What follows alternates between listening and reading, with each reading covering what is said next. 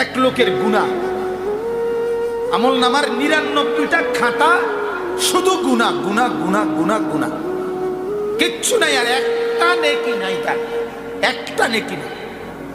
হাসরের ময়দানে আল্লাহ তাআলা এই লোকটাকে ডাক দিবে, ডাক দিয়া কাছে এনে বলবে, আমার বান্দা দেখো তো এগুলো, আতুনকিরু মিন হাদা শাইআন, এখান থেকে কিছু অস্বীকার করো কিনা, দেখো কোনো বেশতি কিছু লেখছে কিনা ফেরেশতারা, দেখো তো।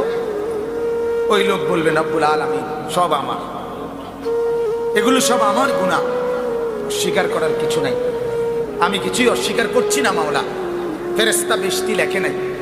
আল্লাহ তাআলা বলবেন, আমার বান্দা নাজাতের কোনো আশা করো না। কি দিয়ে আশা করো?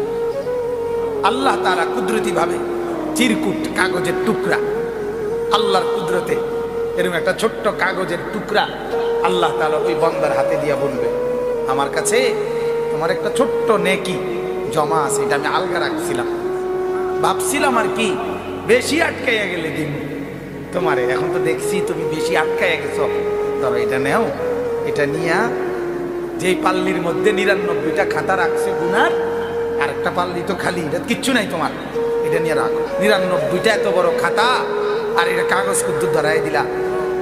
আল্লাহ পাক রব্বুল আলামিন বলবেন, লা তুজলামু শাইআন, আমার বান্দা জুলুম হবে না, জুলুম হবে না, তোমার উপরে অবিচার হবে না, দেও না কিয়া, রাখো না কিয়া। ফাতুদাউল বিতাকা, আল্লাহর নবী বলেন, ওই লোক তখন এই ছোট্ট কাগজটা খালি পাল্লিটার মধ্যে রাখবে, ফাতাশাতিস সিজিল্লাত ওয়া সাকুলাতিল বিতাকা, আল্লাহর নবী বলেন ৯৯টা খাতার মোকাবেলায় এই ছোট্ট কাগজের পাল্লি ভারী হয়ে যাবে। আল্লাহ রাসূল বলে, আমার উম্মত শুনে নাও, সেই কাগজটা হলো লা ইলাহা ইল্লাল্লাহ, ঈমান। তোমার ঈমান,